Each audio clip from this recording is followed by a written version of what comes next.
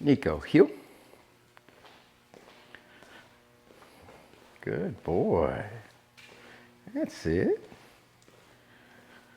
Sit. Sit. Good. Not yet. There you go. Good boy. All right. Well, here we are back again at Animal Training Development Center. Today we have with us Nico, and Nico is a 6-month-old Bernadoodle who just finished our puppy class. Sit. Good. Down. There you go. Take a breath. Sit. Down. And you could just kind of tell already that he's just recently finished a puppy class. There's a lot of puppy left in Nico, and that's going to continue on for a bit longer. You just can't give, what we call it, life experience to a dog that doesn't, nope. Sit. Down.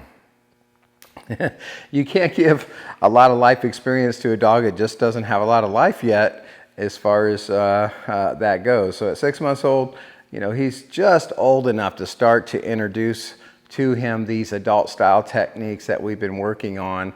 And we've been easing him into it. I don't want to push too hard, too fast. I've seen people do that, you know, before, and it never makes things go faster. It always makes things go slower, and you develop issues that you wouldn't have had if you just, you know, took a little extra time and let the puppy kind of, you know, ease their way into it. It's just like you could tell somebody jump into the deep end of the pool and claim that the water is fine, but really I think most people are going to be a lot more comfortable dipping their toes in the shallow end and easing their way into it. And Nico's kind of that way. He's very reactive when it comes to any kind of pressure, which might be just because he's a puppy. It might just be because that's how he's going to be.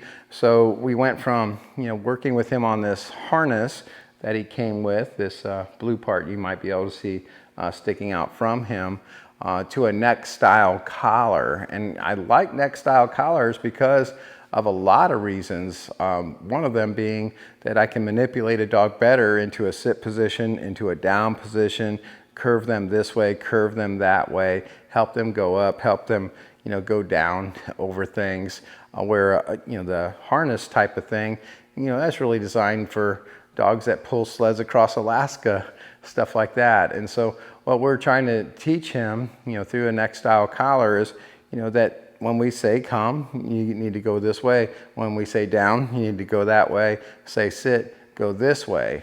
And when we first started with him on this style collar, and it's just a nylon one. Oops, I pulled up too hard. Sit. Good. Down. There you go. The nylon style collar that he's wearing right now is just a black, just like material like the leash is. And it just kind of cinches up around his neck if it gets pulled on. And boy, he really overreacted when we first started with that. You would think, you know, we were killing him, but it was the first time he ever felt like he had to do something. And that's a puppy thing, you know, transferring into an adult thing. It's just like for us as humans, you know, when you get out on your own, you get those first bills and you have to pay your own way, and you feeling the pressure of life. You tend to freak out a little bit, and well, dogs kind of do the same thing as they're introduced into more adult style training. So he had just finished our puppy class, and puppy class all about treats, you know, sit for a treat, down for a treat, come for a treat. Everybody's nice, everybody's friendly, there's no pressure. Now into, whoops, nope, down. There you go. Now into adult style world where you have to hold a down position even as a guy, you know, starts getting excited talking about you, and you still have to maintain your good manners and your posture. And this is what we learn as we get older in the human world. We have to, you know, go into work life, and we put in our hours, and we do our work, and we do our job even if there's pressure. And even if there's things that we don't enjoy along the way, you just start to deal with it because you're kind of adulting now. Well, that's kind of the introduction we're giving, you know, Nico. And at the same time, you'll see in the video, he's getting field trips, he's getting lots of fun, getting to meet lots of people, and he's still, having, a bit of a childhood. We're just starting to make this transition into adulthood. And as we do, we want to start to introduce him to some concepts that are more adult related. So one of them being, if I walk away from a dog and they're on a leash, we have this unspoken command that we teach every dog. It's the first thing that we do. If I start to move away, you can see right away he's getting up and he's starting to follow. Now he doesn't have to be on my right or on my left. He doesn't have to be behind me or in front of me. He can really kind of do what he wants, but he does have to be aware enough of me that when I stop, he stops before he gets to the end of the leash. And if he didn't, all I would do is tug right there, kind of proactively in the opposite direction that he's going, in order to teach him that you should never, as a dog, get to the end of the leash at any time for any reason. It's such an important thing that we want every dog to learn, so that eventually, no matter who holds the leash, whether it's you or your child or your neighbor or your veterinarian or your veterinarian assistant, a dog gets to the point where they realize that whoever has that leash has now been entrusted with my welfare, and they're going to lead me places where I need to go, and then we have to do the things that we have to do in order to get through life. So, kids don't like to go to the dentist.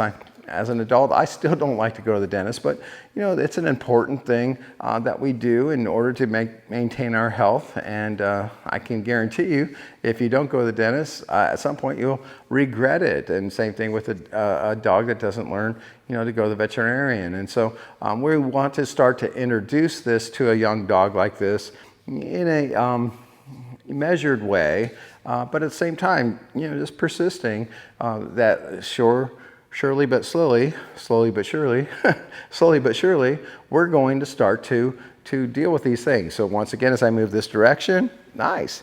I didn't have to say a thing. He just pulled right in to me, and this has gone really well. Now, I keep saying, sit down.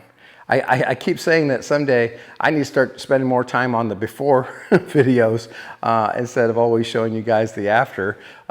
Those of you who've been watching for a while, you keep seeing me bring dogs and talk about their past, but you never really get to see it. Well, I think part of that is because it's difficult for me to show it to you while I'm in the middle of dealing with it when these dogs are being very difficult and just starting to learn. In Nico's case, gosh, he was a drama, I guess drama king, being a boy, as opposed to a drama queen. But gosh, you would thought he was dying, just to have to do something he didn't like. And even now, for him to come out of a crate, for him to even come out of the vehicle after we've traveled even just a short while, you would think that he'd been in there for 30 days and is coming out of there is kind of really overstimulated and over anxious. And so it's still got a long way to go. What we call this is coaching time. And so there's training. Obviously we want him to learn the words, and you'll see that he knows those. But beyond just knowing the words of the commands that we want to give, we want him to start to see the world in a way that's going to make him comfortable and confident and peaceable, all those good things, and at the same time well-mannered and obedient. And so right now it's a lot of coaching, and you'll see in the video as we go on a field trip how we're really trying to coach him along the way, that even though there might be squirrels and different things that you're seeing and encountering, or people that are excited to see you, there's certain manners that we're still trying to kind of curb him toward. Nope. Down. Good boy. Good. He's been holding it down a long time, especially for a puppy. So they say 1 year is 7 years to a dog. So 2 minutes is like 15 minutes almost to a puppy. And so let's get on to something else. So next thing we teach him is this command, heel. And in this case, as opposed to the last command, the unspoken one, this one has all kinds of rules. And so you'll see he stays on my right side, and when I stop, he should sit, not lay down, sit. There you go. Heel. Leading with that inside foot, that's my right foot. So if your dog heels on the right, your inside foot is the right. And we're trying to condition him not just to listen to our command, but watch our body language. Sit, sit, as well. So if I lead with my left foot, he should stay put. There you go. Good, good, sit. And you can see he's nervous. Reason being, sit, good. He just doesn't have the life experience that he'll get as we keep practicing. Should be noted also, good, heel, sit, oh, sit, sit, good, down, good. Should be noted also that Nico, because of travel arrangements and stuff like that, isn't completing our 10-day program, but instead it's kind of a shortened version of that, and it's really only going to be 7 days for him. So it's a shortened version with a very young dog, and so again, we're just trying to ease him into all this, make it a positive experience at the same time, starting to teach him the things that we have to all learn as we get older in life. That, there's pressure in the world. You got to pay your taxes. You got to pay your bills. You got to go to the doctor. You have to go to the dentist. You have to get your kids to school on time. And there's just pressures that come with the job as you get older. And when we say heel to a dog, that's kind of high pressure really, because there's a lot of rules to this. He can't sniff the ground. He can't be too far ahead or too far behind. He can't crowd me to my right, and he can't be too far to my left. And he just has to kind of stay exactly in position, focus on me every step of the way. This is really looking good right here. When I stop, he should automatically sit, not lay down. There you go. Thanks for trying. Good boy. Down. There we go. Good. And, the idea being, with consistency, this heel command becomes a command that you can really trust in. So if I got to get from point A to point B and there's a lot of danger or distraction between us, like a busy road, or maybe even just walking through your veterinarian's office, from the door to where you sit, this command of heel really becomes the one of choice in order to get from point A to point B and stay, connected and focused, and without your dog, going completely goofy or getting himself hurt. Nope. Down. Good. You can teach the word stay, but to me, the word stay doesn't really make sense, other than if I'm walking out a door and my dog is kind of following me. At that point, I might say stay as I continue to walk through the door, meaning they shouldn't keep following me. But if I put them in the down command, they should stay in the down command, even if I don't say stay. Now they're just listening for my voice or watching my body language as what to do next. So there again, if I lead with my inside foot, there you go. He should get up and follow just like he did. Good boy. Good. And this is adult stuff right here. Do that nice sit. Not a down yet. Sit. There we go. Now a down. Good. Leading with my outside foot, he should stay put. Good boy. No. There, you know better. Try that again.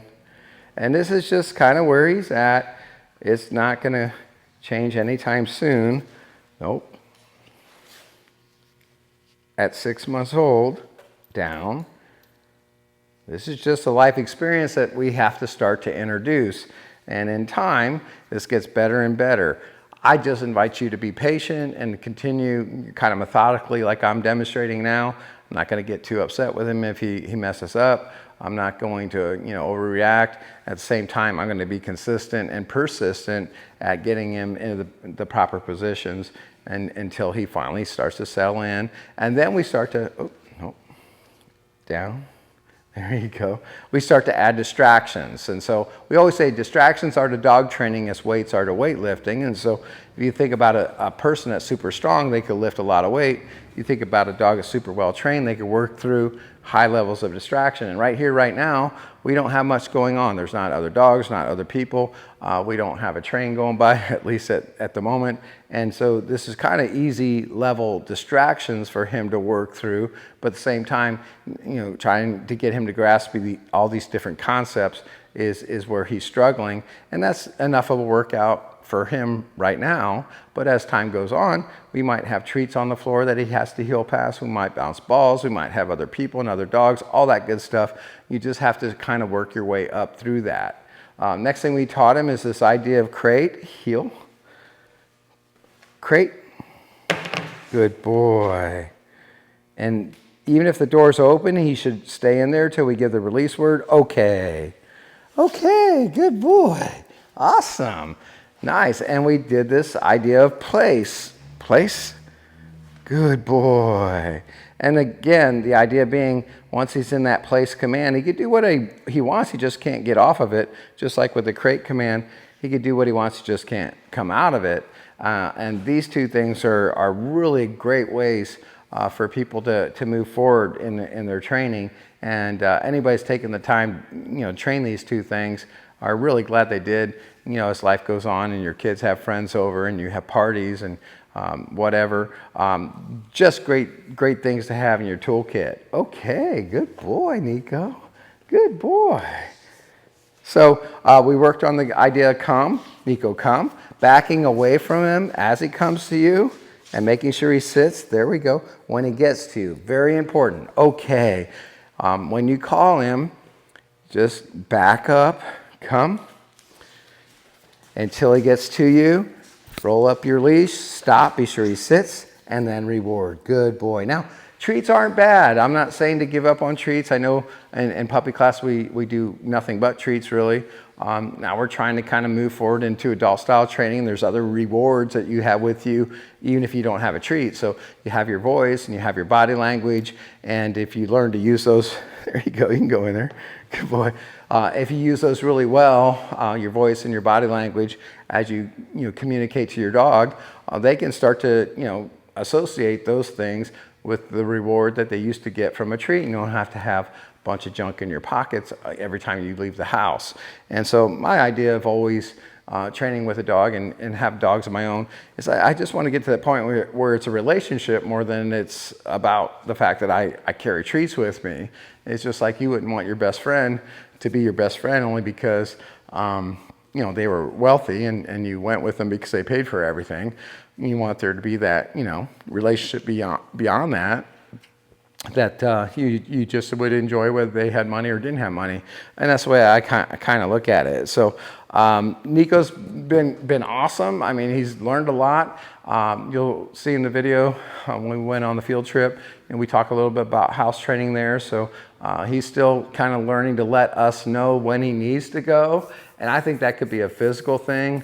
Dogs, when they're growing, they're changing so fast. One day their bladder's big enough to hold for a while, and the next day it just really isn't sometimes. And with those changes physically, they can maybe let you know better. Well, we have noticed that even though he's still having accidents, those accidents are occurring closer and closer to the door that he needs to go out of. In fact, lately, they've all been at the door, either the back door here where we have the bell set up or the back door at our house where the dogs go out. That's where he's still having accidents at home. And so that tells me at least he's moving in the right direction. He just, I guess, physically doesn't have enough time to say, hey, let me just ring this bell and let you know I need to go out. It's an urgent thing. He just doesn't have a way himself to know. And you'll see in the field trip, I mean, we're just walking along. We've been walking along for a while, and all of a sudden, boom, he just stops and he hurries up and goes. And what that tells me is, like, in his mind, he doesn't get a lot of notice before his body is having to release. So, stay patient with him with it. I think we're making progress. I'd love to have told you that we're through and he's house trained. He's just not. And it's just going to take more time. And if it makes you feel any better, I have dogs of my own several of them over the years that were just like him. And as a professional dog trainer, I had to remind myself, to be patient. And just because, they're 6 months old doesn't always mean they're going to be completely house trained. But, got to catch the accidents when they occur. If you're not catching them, having them, we say it's more of a people training problem than a dog training problem. And then they got to have a way to let you know when they need to go. And we've been trying to condition him to ring a bell at our back door, which he did once or twice. But overall, he's just having accidents right at the back door instead of letting us know. And I think, again, that's probably more of a physical issue than it is anything else. He's got a very low threshold for pressure still. And so I would not encourage you to let your kids just start walking around like I'm showing you. I would definitely, keep with adults with that, because he freaks out if a kid is yanking him around on a leash and trying to take him for a walk right now. That's going to make it a lot harder for us to convince him that this is the right way to go. He's going to, go into defense mode and freak out. And that's not what we want. So he really needs some kind of adult help for right now. I could see in just a few short weeks, that we could start to hand over the leash to a child that might like to walk him, and then maybe coach that child and help him along. And they would probably do a lot better. But for right now, I definitely recommend just adults taking part in this training and enjoy him. I mean, you can see in the video, you'll see, okay, all these kids, okay, good boy. Just at the pickleball court, came out and one asked if they could pet him. Next thing you know, everybody's petting him.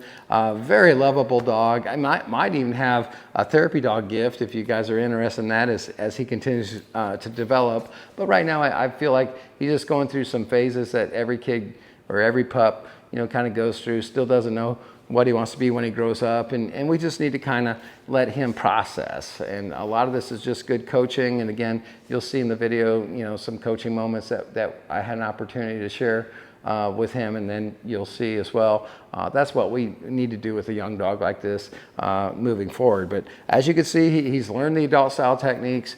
He knows what sit, heel, down, and come mean. He knows crate, he knows bed.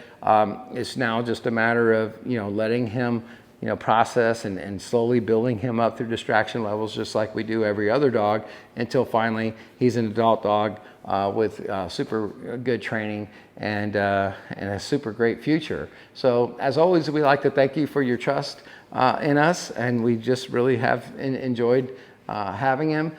Looking forward to you getting him back. I think tomorrow, getting him back to you. Spend a few days looking over the video, maybe trying some of this stuff on your own at home. And then you do have a private session still coming that you've already paid for in your program. And so we'll schedule that, bring your family out, put the leash in your hands, start to coach you through some of this stuff together, and then we'll go from there. So again, thanks for your trust in us. And as always, we'd like to wish you happy training. Good boy. Okay, Nico. Good job. What do you think? You ready to go for a field trip? Go for a field trip, Nico? All right. Got a beautiful day out here at the local park. It's a little bit breezy, but full of great smells, great sights, and great sounds. We're gonna take Nico for a little trail walk back in the woods and talk a little bit about how a puppy begins to understand its environment and how we can help coach them to become a happy, confident, and well-trained adult dog. So stay tuned.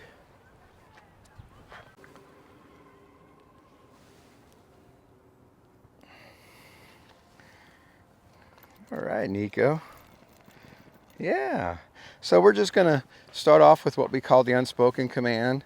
The idea being we don't always need a dog in a very specific position like the heel or something like that, but we're always looking for a dog to be able to maintain a loose leash. And so the unspoken command is, kind of along those lines.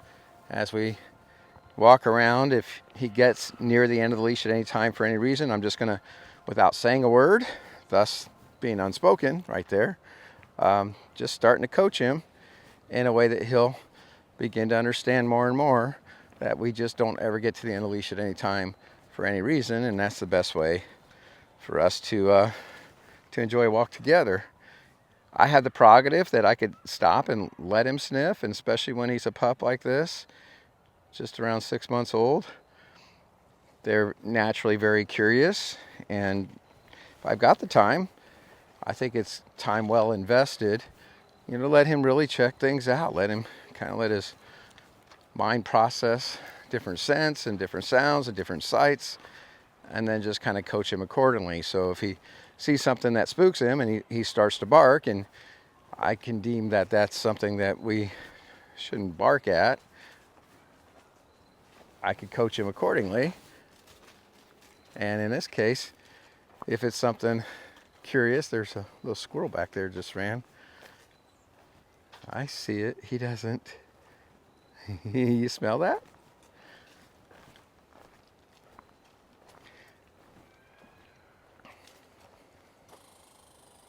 Ah, that's him chattering at you. So you can see the wheels turning. So little nature walks like this are wonderful for dogs of any age, really.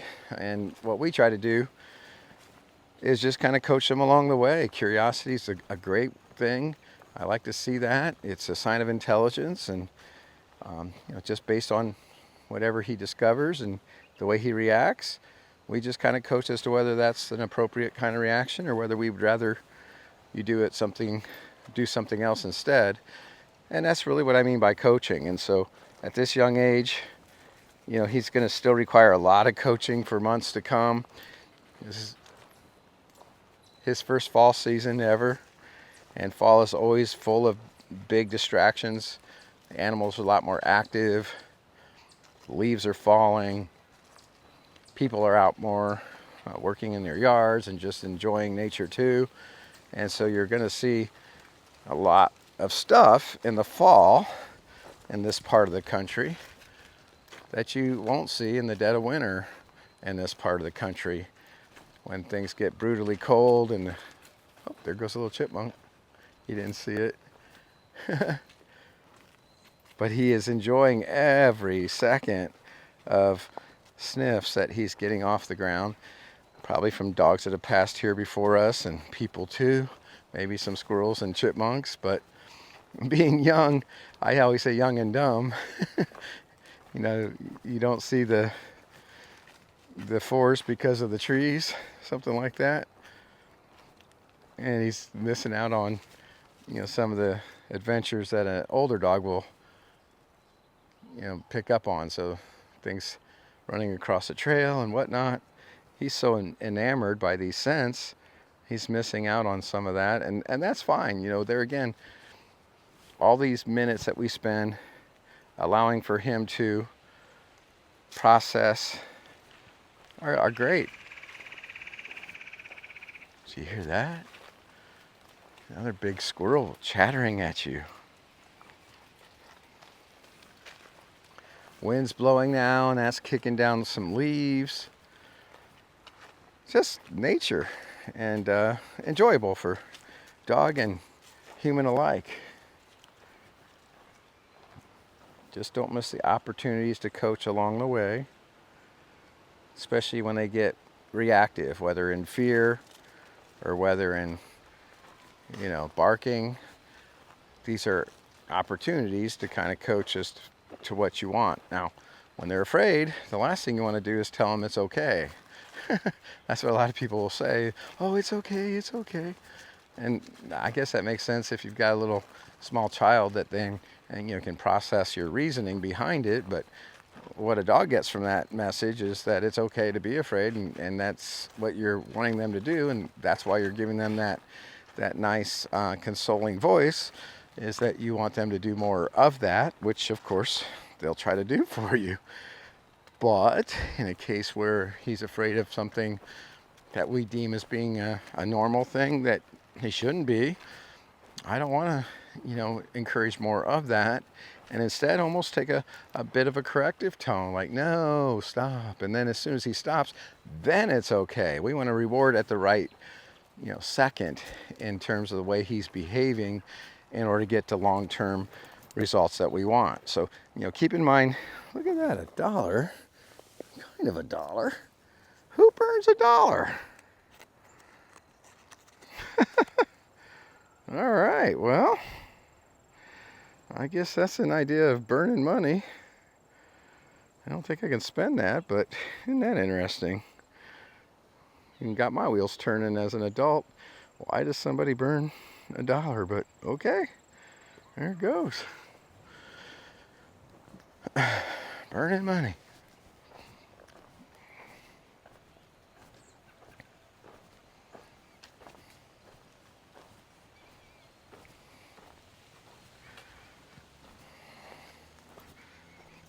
Overall, Nico has what we would say is kind of a dominant yet guarded dogality type.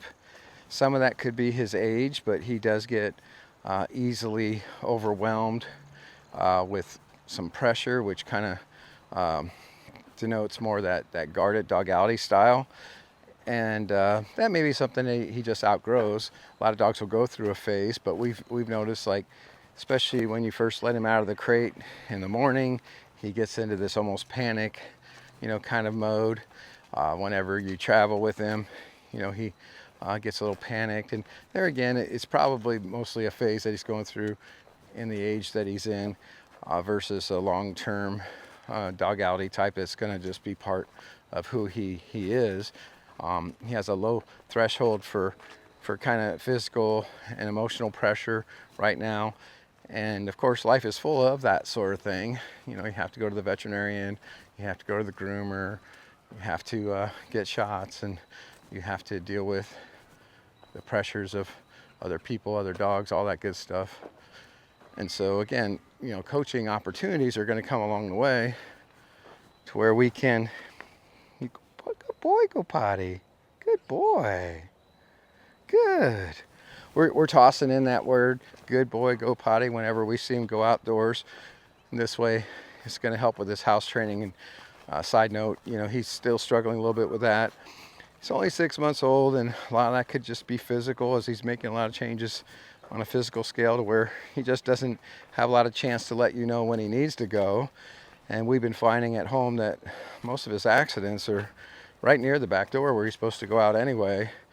I just don't think he feels like he's got enough time to tell us about it before he's actually doing it. So same thing at the training center. There's a rug right in front of the back door that we've trained him to go out of. And before he even gets a chance to ring the bell to tell us, I think he's pretty much already going. So just keep in mind, he's still young. Be patient. It's hard, I know. It's frustrating when you think they know better and they're still having accidents anyway. But it's just part of the growing up phase that he's in. And I think in time that's going to get better and better. If you throw out that word go potty whenever you see him go potty, then of course the idea being when you are outdoors, you throw that word out, giving him the idea to try, you can start to lower some accents that way.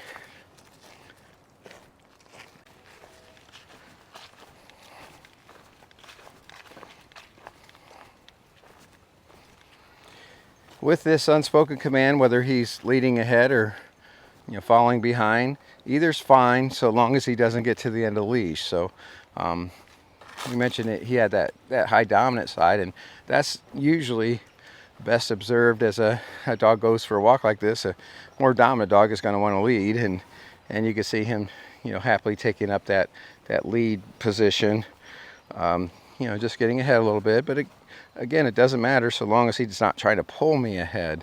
That's the difference. So as long as there's a little slack in the lead, and you can see that buckles beneath his neck, and he's got plenty of slack in the leash to move forward, even more so if he wanted to, and yet maintaining that distance tells me that we're doing. I hear you. Another squirrel sounding the alarm. keeping hidden at the same time. All right, so yeah, so whether they're ahead or behind, right or left, as long as they're not near the end of the leash to where the buckle starts coming up their back. For example, if I start to pull it, see how it's higher now? That's when I would start to make a correction. And all I would do is simply tug back in the opposite direction he's going in order to teach him not to get to the end of the leash. And we call it the unspoken command because we don't say anything. And that way later, no matter who's walking him, he just doesn't pull, which is an awesome thing. It takes a long time to get, but it's worth all the time it takes, because if you work at it, by the time he's 2 years old and been around the annual block a couple of times, seeing the different seasons and the different distractions that come with, learning that valuable lesson not to get the leash at any time for any reason, it's going to put him in that mindset where he now has that for the rest of his life, and that's going to be great. So let's say it's time for me to move on. He's still sniffing. If I start to move on, right there, quick little tug. Right there is what I'm talking about. Just giving that little tug right before the leash gets tight, whether that's because I'm moving ahead of him and he's not moving with me. Right there again. There we go. And just, keep doing that. All right. We're going to now take him past some bigger distractions. And we've got the pickleball court, which oddly seems to have soccer balls on it today, but whatever. We're going to walk past there just to see how he does with that added distraction of the people and the noises there to complete our field trip.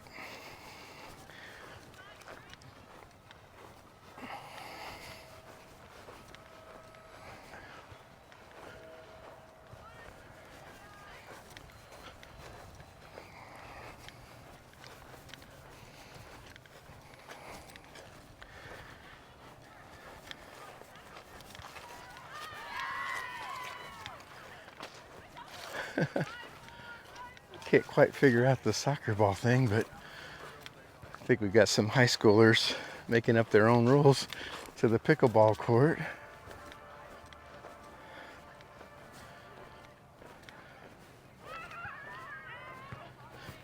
And you can see Nico starting to, right there, get too far ahead, getting kind of excited, sees the activity level. But there, he's doing good. Atta boy.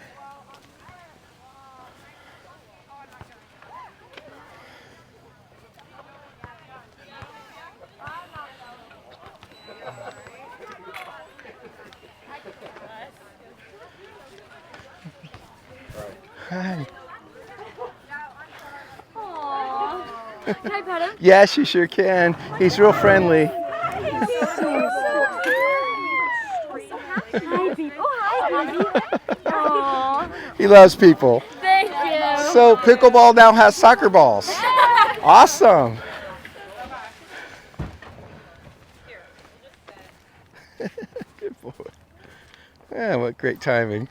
And you can see that really made his day, and it made their day too. So there's a happy dog right there. He's gotten attention, he's had adventure, he's learned a few things. Now we got the band practicing in the background, but not getting to his attention too much. But there's a great field trip. We had some adventure. We had some fun. We learned a lot. And now we'll go back to the training center and show you some more stuff. So, as always, happy training.